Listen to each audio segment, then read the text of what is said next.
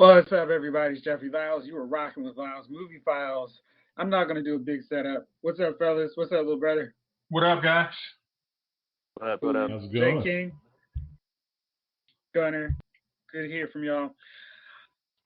I'm going to hold off. I'm not going to jump right into it. Let's start off with a little bit of news. The CW is doing a Powerpuff Girls pilot, which apparently is going to look at the girls all grown up. Live action? Yes. Live action. Let me break down this pilot for you. The pint-sized superheroes are disillusioned 20-somethings who resent having lost their childhood to crime fighting. Will they agree to reunite now that the world needs them more than ever? Chloe Bennett from Agents of S.H.I.E.L.D., Dove Cameron, also of Agents of S.H.I.E.L.D., and Yana Peralt are starring in this show. Is there any reality or world in which you will watch this show? Never. No. Never watch this crap. This looks like Fox Sports 5. This sounds like a joke from an old '90s movie. It sounds like Pulp Fiction, like a pilot that old girl was in Pulp Fiction. Like, no, this is whack. This is a Mad TV skit. Yeah, really is. Yeah. Not even SNL. Not Mad even TV. SNL. It's a Mad TV skit. Somebody's a drunk, you know what I mean? Or we're going to find out episode 6, one of them tried to kill themselves. You know what I mean? Got daddy issues. One got, I mean, you know how CW be, man. Yeah.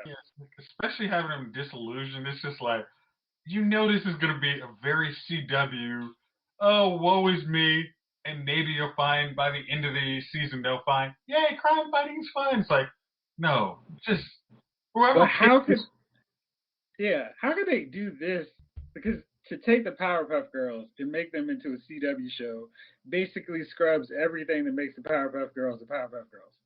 Yes. And, you know, a live action. Like, I can't do it. I can do it with literally almost everything else. I mean, that thing needs to be a cartoon. It's just the way it is, the narration, the villain, it's everything. It's funny. It's great. Who's gonna be You shit? can't You're not going to make laugh that. on this one. I can't. I'm not even gonna, this ain't gonna get past the pilot, dude.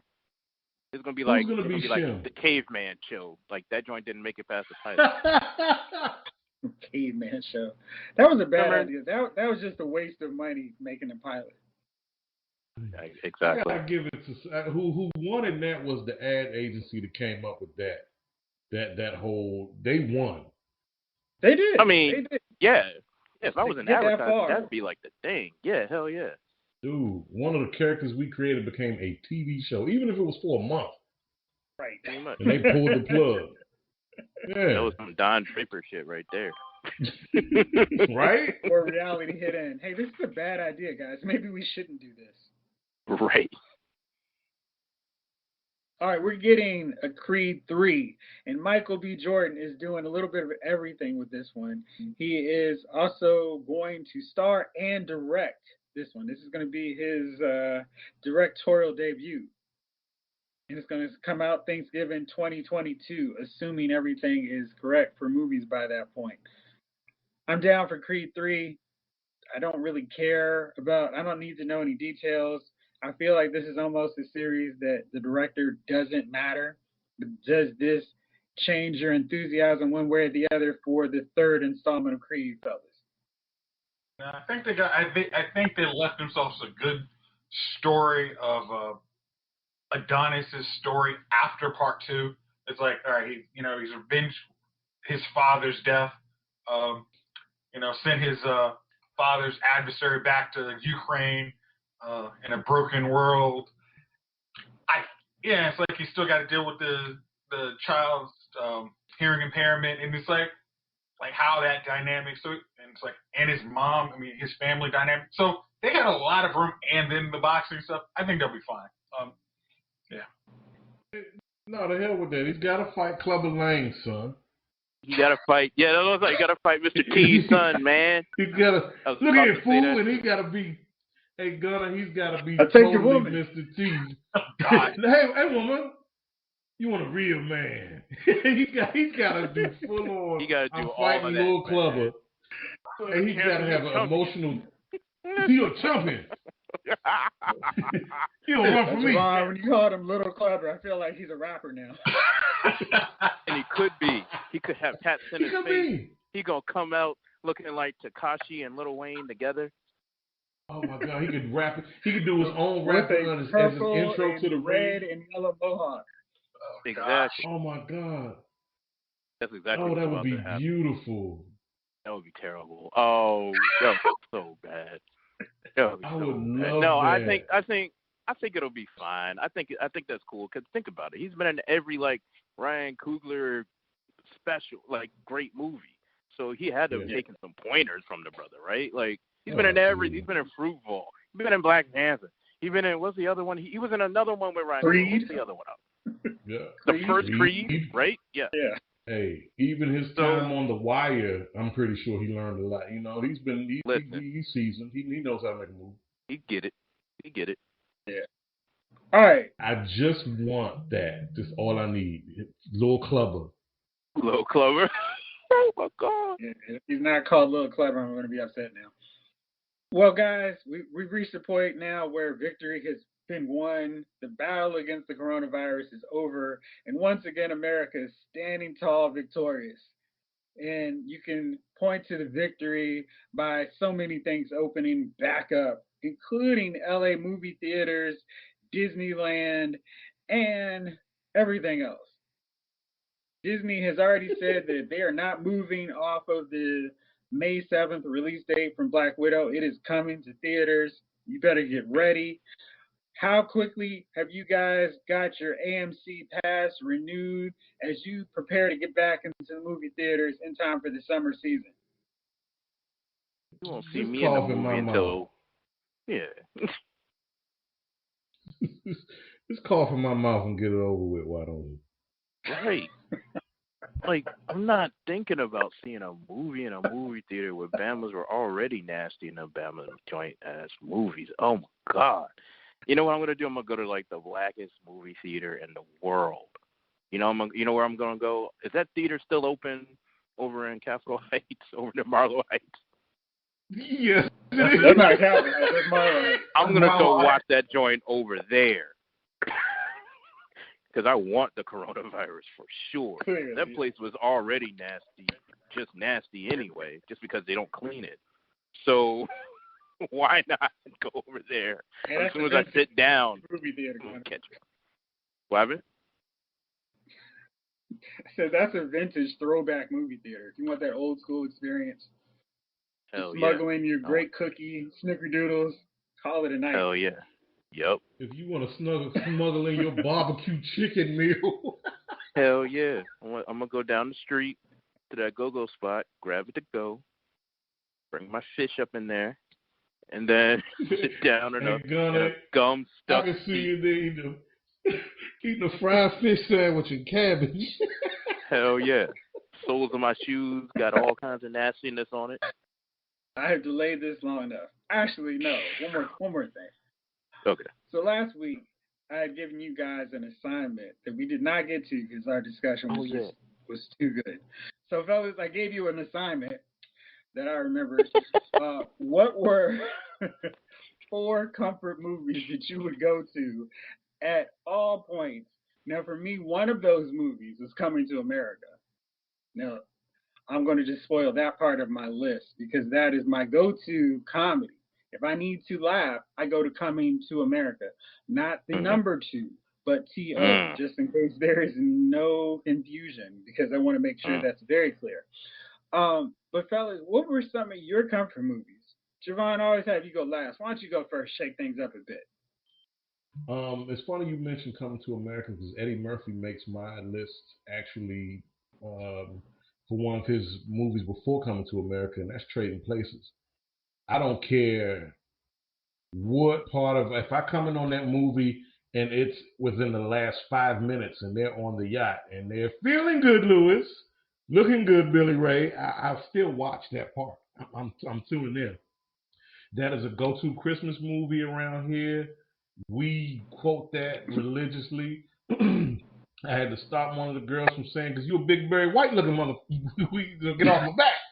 Because we quote that movie. That's in heavy rotation around here. Every Christmas we have to watch Trading Places. So that's one. Two. My list is weird as hell, man. The Last Boy Scout, because I love Yes. the Nothing wrong dude with gonna. that. There's nothing wrong with that. Friday Jason. nights are great. Hey, Jason sings up. it the best. Jason sings that song the freaking best. Jason, please give a rendition. Come on, to Jason, the give it to us. please. Give it to us. Friday night's a great night for football. Okay, the reason, honestly, me and Javon used to watch that movie way too much. Literally for those parts in Milo. Like, yeah, so. Yes. Listen, that joint used to be on when we were kids on like Showtime every Yes. day during like Yes. the summer of like 92, 93, 94, 95. Like that joint was on all the time on cable, man. Hey, Gunner, everybody, look. Hey, look, I'm going to tell you how much I watched that movie. All right, ladies and gentlemen, give it up for Miss Corey. Riding on the range. I got my boots. I've seen that. I've got my hat on. I've got my boots. Dusty. How much of a pervert was that guy, by the way, who sung that damn song? I watched that movie way hilarious. too much. Hey, you know who the DJ was? You know how you recognize the DJ? Eddie Griffin. Eddie Griffin. Come on, man. I watched that movie way too much. The ridiculous scene when his daughter brings him furry Tom. Oh, come on, man. I love how bad that movie is. How y'all not know there was a gun up in the pup? Okay. Where did a little girl with a puppet come from? It goes right to Holland's neck and says, "Hey, mister, can you make my dog talk?" And they've been casing his house. They know who the hell his daughter is. How one of them just be like, "Hey, you know what? That's his daughter." Hey, listen, that's why they're goons, Gunner, and not leaders like Milo. Right. Thank you, Jeffrey. Hi, Joseph. All right, what else is on your list? Oh, man. Aliens. I will watch Aliens anytime. Don't care. And this was hard to narrow down. Not a bad call. Yeah. And last but not least, First Blood. First Blood is the granddaddy of modern action films to me. It's been on heavy rotation the last 2 months on Showtime, and I was so happy because I couldn't find a DVD copy that's HD or 4K. I've been looking around. I wasn't about to buy it on Amazon or anything like that. To have it on Prime or nothing like that.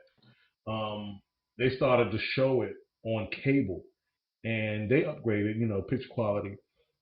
But I hadn't seen this movie in maybe 10, 12 years.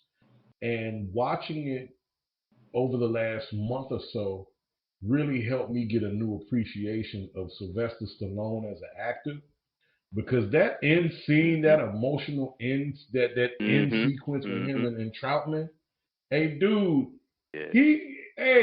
Sylvester was giving you some really top shelf acting there. Hey, people give him a hard time. It really was. They do. People give him a hard time. He gets a bum rap, though, because he's a better actor than people think. Exactly. Dude, I loved him in Copland.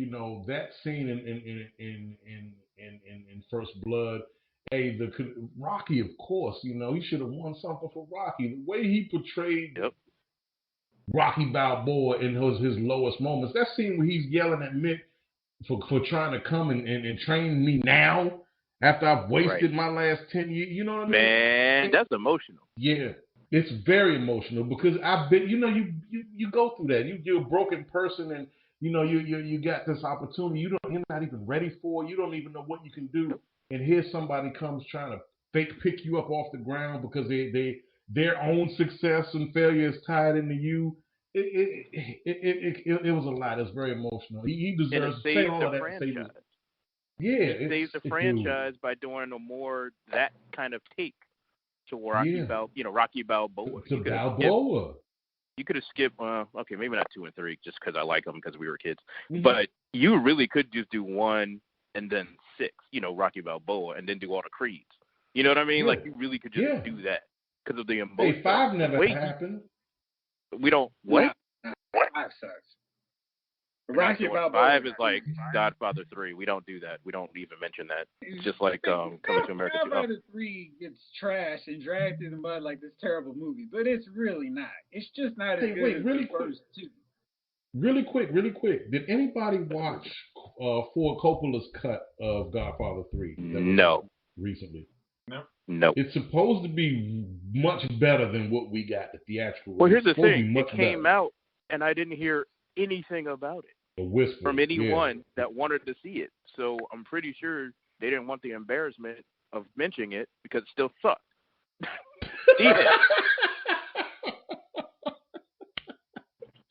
Unlike the movie we'll probably watch soon where everybody's celebrating. Never mind. We'll get into that. Yeah. Sorry. Yeah. So that's your list. I'm sorry. All right, Gunner, let's get to your list. More than accurate. Let's keep it rolling. Gunner, what's your list? Sorry. Okay, so comfort movies, man. Pursuit of Happiness, Will Smith, his kid, something about that, man. Because, for a while it was just me and my dad, you know what I mean, all that stuff. And then, I don't know, man, all that stuff that went down. I'm not saying we did that. We had to deal with any of that. I lived in the burbs. But at the same time, you know what I mean, not everything's easy. It just reminded me, like, yo, no matter what, my pops, we come through. And then, like, when he gets it at the end, look, I'm a 40-something-year-old man now, right? Like, we've been through some stuff. And so we've been through those kind of, like, hard-fought victories, right? Where life is just throwing literally everything it can at you. And then you're just like, man, the way Will Smith portrayed at the end where he gets the job or whatever, and he just goes through emotional on his face. I think he was nominated for something for that, so that's fine. And then he goes through the crowd and claps, man. That's one of my favorite GIFs, let alone the favorite scenes, right? So, okay, so that's one.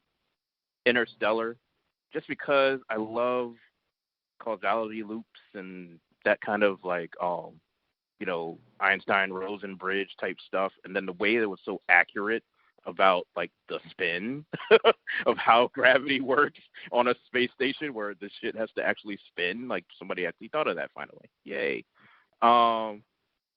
This is an odd one in here. Jackie Brown. I don't know. It's not my favorite Quentin Tarantino movie, and I don't even know what it is. But I really like that movie because it was this weird. There's some down to earth moments, and then there's some like, okay, this is a Quentin Tarantino movie. You know what I mean? But there were some really like down to earth moments. The cast was such a mixed bag and such a mixed bag of personalities, and I felt like if there was some dialogue, obviously Reservoir Dogs is the best dialogue movie he ever did because it was two rooms, right? But, no scenery, just 2 rooms. But Jackie Brown, the way every character was written seemed to be accurate to the way they just looked. And it was just like, okay, it was really good. So I don't know, I take comfort in just that kind of movie for some reason. And the last but not least, honorable mention Love Jones, just because I like it. I can turn it on and do anything, work, play, cook, whatever. But my real last movie, which probably should be number 2 at least, is Defending Your Life. We mentioned it last week, and I was like, that's on my list for another thing. This is the list.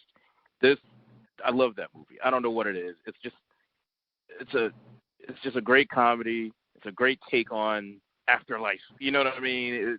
The way they pulled it off is such an underrated movie, man. I love that movie. That's it. All right, Jace, what you got? All right, Gunner, I'm gonna say this. Defending Your Life should never be on anybody's underrated list. That movie is great. It was so good. Yeah. Okay, so let's start with the easy ones on my list. First one, Superman 2. It's just, I mean, it's like, that is my favorite Superman movie. Like, it's the lines, and that's what we talked about a couple shows ago, where we saw the perfect ABC version. If I could ever get that, I would spend some obscene amount of money to get that version on Blu-ray or whatever the next thing they come out with. Next one is, I think everybody has seen this on TBS and TNT for the last 2 months, and I'm sure if you turn to it, you just keep watching it. It's The Winter Soldier. It's just like, I could turn this off, but really, why? Yeah, that's again, as I say, that is still my favorite Marvel movie. I love Endgame, but that is probably just everything that goes on in that movie is just awesome. The next one is Princess Bride. That was like kind of one of my favorite movies as a kid. It's like basically how the grandfather says, like, it's got everything in there. You got dragons, you got death, you got romance. It's awesome. And I would watch this if you put it on any day of the week. I would watch that. I would sit and watch that movie. Very much like Hunter said, whatever. I'm good to watch that movie. And my last one is my favorite Star Wars movie, Revenge of the Sith. It doesn't have it has some bad moments. You got to go through the bad, but then you get to that end, like there's some hope, and it's like you get the best lightsaber. I mean, you get some of the best lightsaber duels all of Star Wars. And the emotion, the soundtrack's great. I literally listen to the soundtrack when I just have nothing else to do and want to hear something great. Yeah, so that's my list. Not from a Jedi. I mean, all right. Everything I want in that movie. That scene right there was just like gold. You're like, God damn. Ends perfect. All right, my list, of course, Empire Strikes Back. No shocker to anyone who's ever heard me talk about Star Wars. Coming to America, T.O. Let's see, Flash Gordon, just because it's fun and it doesn't take any remote part of itself serious, and it's just, yes, great. Last one, Fast and Furious 6. They have a tank. I mean, come on, motorcycles versus tanks. It's just crazy. Everybody's still rocking. Vin Diesel are still on the same page. They're not like, I don't want to shoot a scene with this dude anymore. Han's still there. Everybody's there. Paul Walker still, literally still with us. And everybody's just synced up with their characters perfect at this point. It's the pinnacle of the series for me. And there have been other good films after that, but that is the high point of the franchise to me. All right. I've delayed it no longer. It's time. I went in. I took my big bat and I walloped coming to number 2, America, and left it to a bad broken pulp. Now, I'm not quite sure if you guys felt the same way as I did, but I'd like to put it up on the floor now for you guys to discuss your thoughts on Coming to America. So with that, I am putting the bloody carcass in the middle of the ring. Who wants to go first? Jace, would you like to have at it? I'll take the first crack at this because I know Gunnar and Javon are going to kill this thing. Okay. This movie is not funny. I mean, just to put it very mildly, this movie is complete and utter trash. For every joke that you remember and enjoyed for Coming to America, go the exact opposite way on this movie. Hey, would you like to remember this joke? Hey, we even decided to bring Coming to America, the song back, and have it replayed. Remember that? That was awesome. By John Legend. Yeah. It's like Terry Street Derby. Nah, man, we got John Legends Coming to America. It's like the only black singer anymore. I mean, okay. So then I'm trying to figure out how not to get every point of horrible that this movie is. We had way too much Tracy Morgan and Leslie Jones. The guy who was the son of Akeem. They didn't give him anything to work with. Because if you say Coming to America 2 was a romantic comedy, which is probably what they were going for, because this is not a comedy movie like Boomerang, any of the actual funny Eddie Murphy movies. This is a trying to go in a PG-13, everything's so safe. Let's make sure we play nice for everybody. It was like, hey, let's have this new guy do this, and he's 30 years old in New York. Imagine that he's pimp walking. Like, I'm pretty sure nobody's pimp walking in New York. Like, that's just so ridiculous. But yet, he definitely knows that. It's like, he's 30 years old, And I've never met my daddy. Now magically, I'm trying to make something to myself, but man, they put a mint on me. I ain't trying to do jack crap now. Woohoo! Oh gosh, I'm sorry because I've literally talked to like people. I'm like, I've seen so many people online trying to justify like, hey, it's great. Oh, it's this. Like, no, you really are trying to hit the point of it's bad. You were so desperate to say it's good, but then when you watch it the second time, you're like, yeah, this movie's trash. Like, the jokes aren't funny. This where the first movie tried to go with like, hey, we're like Wakanda, the first version, like Wakanda, this is how it should be. No, this one now we're playing Chase the Lion. Let's have a witch doctor. Yeah, that's super fun.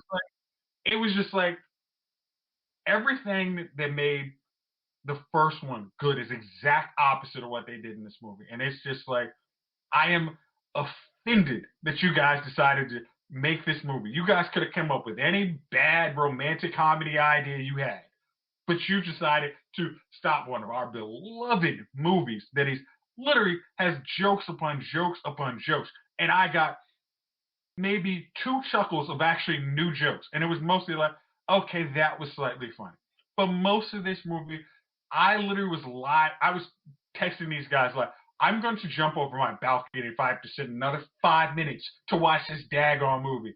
And I literally was like, I love all y'all, and I appreciate y'all for watching or listening to Lyle's Movie Files podcast. But I'm like, I really don't think I like y'all enough to keep watching this movie. And I would like to be like Chief and not watch the movie, so I don't come on the show and say like how bad this movie is. Take a deep breath, bro. Take a deep breath. I'm not allowed. I'm not allowed to drink right now. So yeah, so I have to pass this to one of my other compatriots who will eviscerate this completely. Gunner, I know you got a lot of thoughts. Why don't you go for it?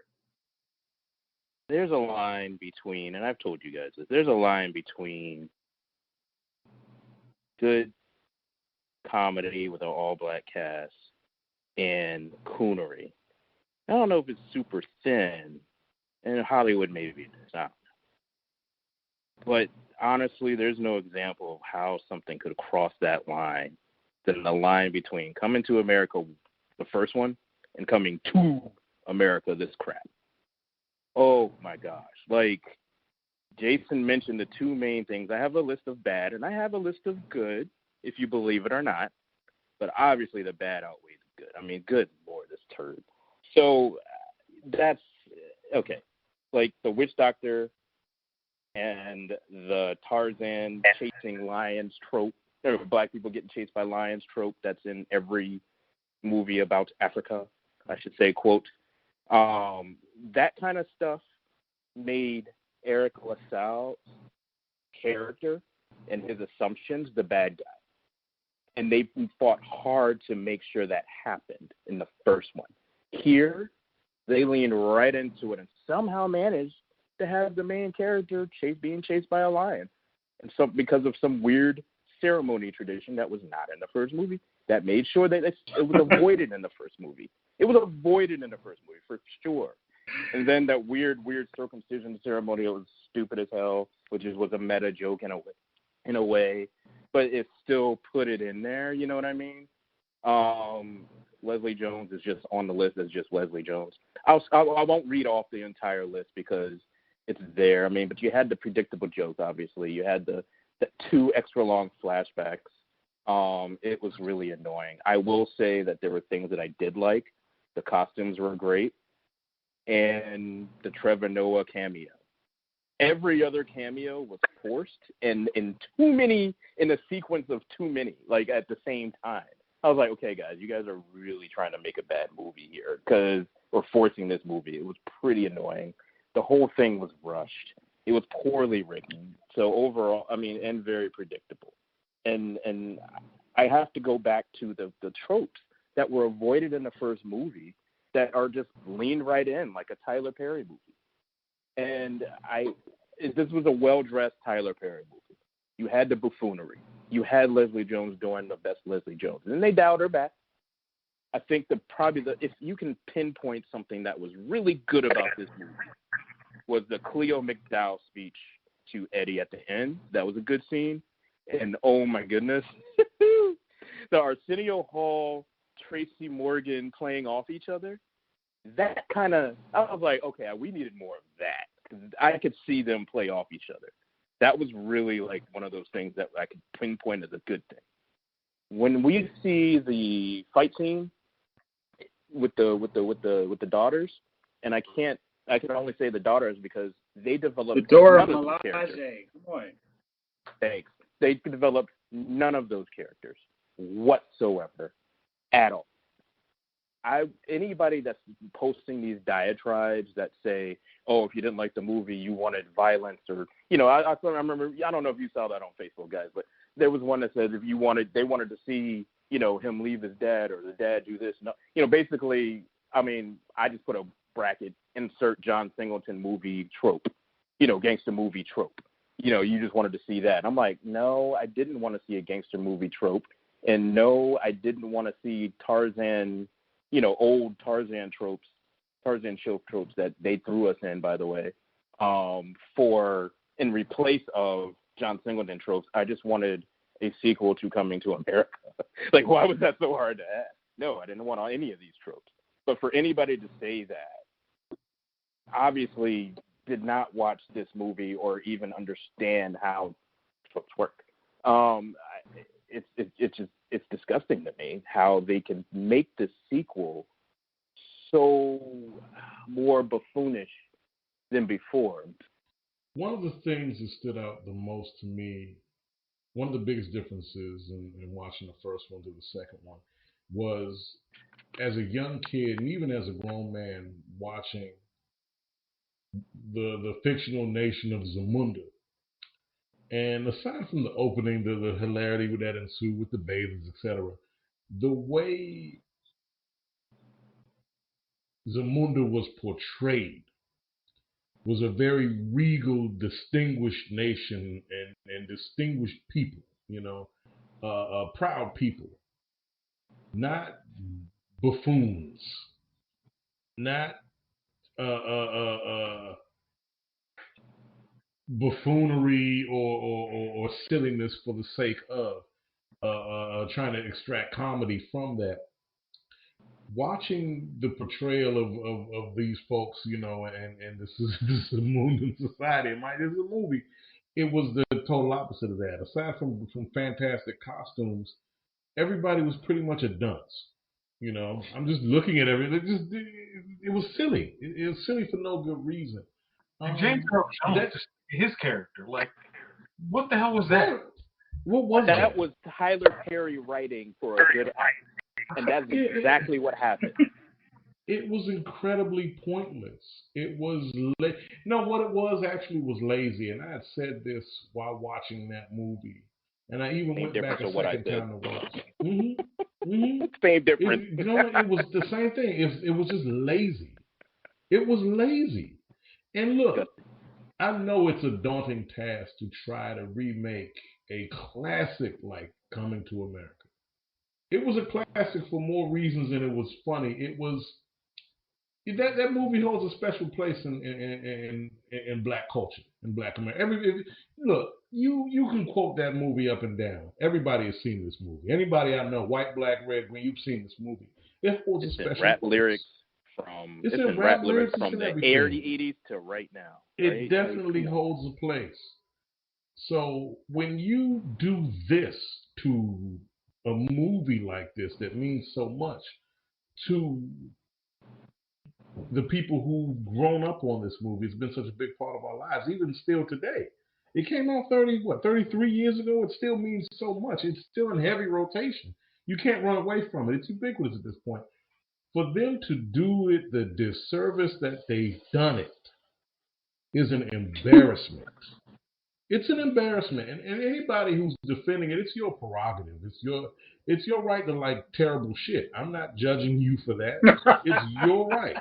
Hey, I like Battlefield Earth. Whatever, I like bad things too. I think you win, Javon. But the thing is, I can't Wow. defend what I saw. I can't defend it. Because here's the thing, it wasn't an attempt to make a real solid sequel. It was more or less a cash grab. You would have thought, put it to you this way, I would have harsher criticism. I can't even get into all of it. The Rick Ross cameo, John Legend singing, the system actually sang, "Oh, can you see I'm." Hey, was Mick Murphy and my man busy? No, they trucked in John Legend. And I'm never a John Legend fan because he's a lounge singer. Can you see? Don't forget to tip your waitresses, folks. Thank you. Coming to America. Hey, shut up. I'm not a John Legend fan, but that's aside from that. We didn't need this. We didn't need Gladys Knight. We didn't need any of that. How about make a movie, give us jokes, give us something to laugh at. We don't need Tiana Taylor. We didn't need Rick Ross's cameo. What was that even for? We didn't need any of it. And Rick Ross, at least, they filmed it at his house, so, hey, I understand he wants to, hey, can I get in the movie? Hey, why not? I was about to say the same thing. Hey, why not? Why not? I did that. My house. Fun fact. Hey, fun fact. I didn't know that. But the thing is, did it add anything to it? No. Not a one little teeny bit. But then did any other cameo? No other cameo added anything to this movie. Just even the throwbacks to the first movie, having Peaches come out, the two. That was terrible. That was terrible. It was so bad. That was like, oh my God, in this freaking movie. I wanted to like throw stuff at the screen. Gosh. Like, take this dog out back and shoot it. Vanessa Calloway's literally like, hey, she's been barking like a dog for 30 years. Like, are you insane? Like, that would be okay if this rest of this movie was pretty much good, because I can see that happening in a good movie, right?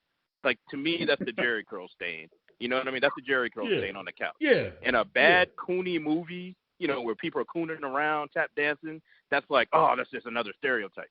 But in a good movie, you see what I'm saying? That little thing right there, thank you. It's like an easy laugh. But then in a group of buffoonish situations, it will piss you off, right? Like, you know what I mean? It's one of those things that can carry in both universes. If you've got solid laughs throughout, if you've got a solid movie throughout, and you add that's the cherry. That's extra whipped cream. You know what I mean? When you're relying on that, ain't no cherries in this movie. This is a turd sundae covered with piss. Right. Like, there's nothing good about this movie. And I'm saying, my favorite part. Mm-hmm. My favorite part has been reading Facebook and people on social media going, I don't know what y'all were expecting, but I laughed. I enjoyed it. Why? I think y'all just wanted the same movie from 30 years ago, and to me, it was a good nostalgia trip. It was good seeing everybody. Yeah. I'm just like, what's similar between this movie and the original outside of the characters? Well, you know, Jeff, that brings me to the last things I'm gonna say about this, right? The people who are staunchly defending are more than entitled to that because, hey, you liked it for whatever reasons. But the thing is, I think if you really examine why you like this movie, it's going to have nothing to do with the fact that it was actually funny. It's because, like, for example, when you see Dave Chappelle now, you know you're supposed to laugh, but he's not really saying that much that's funny. It's like when you're watching this movie, you know you're supposed to laugh because it's Eddie, it's Arsenio, it's coming to America, but it's not really funny. You're laughing because you want to laugh. You want to be entertained. And also, I think we've been so force-fed garbage that we don't know what good food tastes like. What was the last great comedy you've seen? And there's that, but then it's been a long time. It's been a long time. Yeah. I mean, The Hangover, but then are we talking about comedies in general, or are we talking about all black cast comedies that are not made by you-know-whom? Hey, take your pick. Take your pick. Right? I can't think of one. Off the top of my head. I'm sure there was. Don't say, you can't say anything with Kevin Hart. These are just movies. They're just movies. No, because he got Yeah, I mean, there's usually not an all-black cast. You know what I mean? Like, there's always something. Mm-hmm. And you know what? The last thing I'm gonna say about that, you can't think of one. You can't. The last thing I'm gonna say about that is, with these movies, they're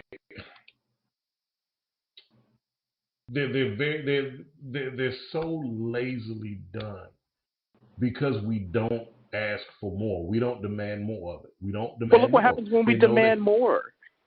Yeah, like everybody kind of harps on us, like, oh, why would you demand more? You just want to tear down black people. I'm like, no. I expect better. Because we do better. We've done better. Because we are doing better. There are so many other directors out there that are kicking ass, and not just in the comedy genre. So one thing is, I think I was going to piggyback off of great yours. black comedy. Yeah. Black Dynamite. Okay. It's been a while. Yeah. Black Dynamite came out in 2009.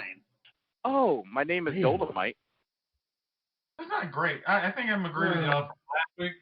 Like we all said, you watched it once, you haven't watched it again. Like, if you go, like, great means almost kind of, if it's on TV, because it's always on TV, you'll watch it. Mm-hmm. I was gonna say like Chris Rock. I'm sorry, James. Go ahead. I was gonna say like, Chris Rock was like top 5. I'm like, that's a good movie. I own it on my collection, but is it great? Probably not. Mm-hmm. Hey, as I've said to anybody, if you watch this movie and you like it so much, give me a scene verbatim. Give it to me right now. Give it to me. Hey, I can sing. Thank you, dude. I caught somebody on that joint too, just like that. Just like that. Hey, as I said, another thing I said, Gunner. Hey, you know how bad this movie was? You know what the best part of the movie actually is? The closing, when John Legend is actually singing something from the first movie. She's Your Queen to Be. This movie relied too heavily on how good its predecessor was. That's a bad thing. And that's a bad sequel in general, right? So, yeah. I think, I got somebody with some crap. She was like, yeah, and there's a feminist element because, they get to let her do whatever. I'm like, let her. That's number one, let her. Exactly. I've heard it. Well, please, let me know about how great that was. Like, what was his daughter's 3 ninjas scene at the end? What? The 3 ninja scene? I don't know. But I got her with 2 things. I was like, number 1, let her. Okay, cool. And number 2, name one of their names. Just one. Yeah, Eddie Murphy. One of their daughter's names. And they could not name the name because nobody can, because they didn't really do it. They did it once. Thank you. So, please, turd fest. But you know what it is? To piggyback off of what you said real quick, sorry. This time, fellas, I'd like to hear from you. Let's shake things up, because I feel like there's several candidates this week. Who are your nominees for Dummies of the Week? Jace, let's start off with you. See, this one's kind of easy. A little, you're probably not expecting us to go on this one. But my Dummy of the Week is Mr. Piers Morgan for finally getting called out for all the crap he says about Meghan Markle. And it's literally his man on the show's like, dude, you keep talking about her because she just carried you. Like, you weren't worthy to talk to her. And now you've been bashing her for the last 4 years. And then Pierce is like, I'm not going to stand for this on my own show. No. It's like, and you watch the video and he's like, dude, that's the browbeating you got to make you walk off the show. You really must have loved that girl and don't want to see the fact that she's a princess and you just a regular dude, on some Good Morning American show. Good Morning Britain show. It's like, dude, you're so sadly in love with her. It's pathetic. Move on. I'm sure your wife is like, seriously? I hope you care about me this much when you divorce me. But I need you to go far, far away. And now that you've gotten your complaints and now, cheerio, I'm going to go to my own hovel and think about why I love Meghan so much and why she should return my calls again. That is why Mr. Piers Morgan, for not being able to get over Meghan Markle finally, is my Dummy of the Week. I love that the co-host was just like, that's absolutely diabolical. That was so great. I just gonna have to randomly start calling things diabolical. Hey, I love. Hey, when you can throw you rarely get a chance. I'm like, what's her name, Ellie Driver. You rarely get a chance to use that. Yeah, dude. And then he quit the show. It's like, man, what a temper tantrum. Oh, I don't like this. 41,000 people wrote in. If you would heard, that was crazy. If you hear the stuff he's been like, if there's ever like a documentary like on Fox or somebody that they need, hey, we need somebody bad to talk about Megan Pierce. I'm here. Please let me go. Let me say something. She's ghosted half our family and me too. And it's like she doesn't. Your English accent is terrible, by the way, bro. Oh, thank you. I actually wanted to be terrible. Your English accent is diabolical. Hello, Governor. For everyone who are UK fans, I do apologize for that. But yeah. We're American. All right, Gunner. We don't know anything. Right. Gunner, who's your nominee? And okay, there was somebody that sold the hell out of this movie coming to America. We're just gonna call it C2A, and you can put your own derogatory terms as the acronym there. But yeah, we're gonna call it C2A. And whoever sold C2A to Amazon Prime is not the dummy of the week, but the sales genius of the week to sell this turd to Amazon so desperately needing viewers that they'll give you the buffoonish stuff because they know some black viewers will follow the buffoonish crap. So the genius of the week, and probably whatever that was last year, is the salesperson that sold this crap to Amazon Prime.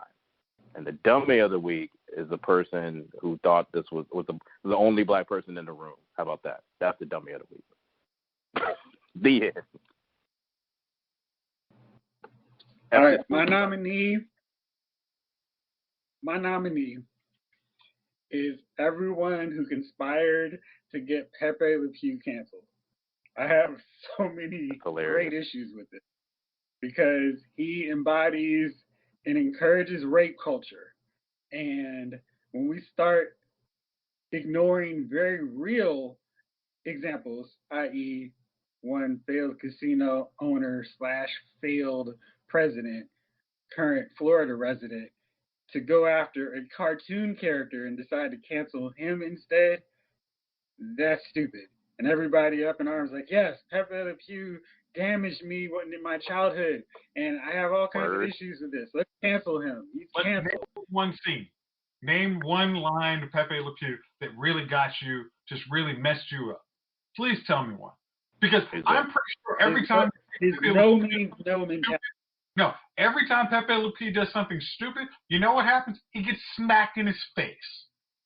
Yes, there is consequence for being this stupid, people. That's the actual lesson of Pepe Le Pew that you guys somehow forget when you just... It's really stupid. My challenge for you is you are going to give me things that you want to see canceled that have damaged you as an adult from childhood. Nothing you really like because, who knows, they may actually try to cancel it. But things maybe like Kylo Ren for his anger management issues have made me really think that he needs to be canceled, and for the way he doesn't wear a shirt and is harassing poor Rey even in her dreams. Look, Jeff, I want to give my dummy, but I got somebody I want to cancel right now. That nigga singing in that Popeye's chicken commercial. Ooh, wow. Baby, give me chicken. I want to cancel him. You know why? Because they just introduced a fish sandwich with a white lady as the representative, and she ain't had to sing shit. She just talked about a fish sandwich like a person. That's garbage. All right, fellas. Well, thank you as always. This has been quite the fun show. And don't forget to bring up your canceled folks for next episode. We're closing in on episode 200. We got something big for you guys planned, so stay tuned. But for now, thank y'all for rolling. Thank y'all out there for listening. This episode of Lyle's Movie Files has been filed.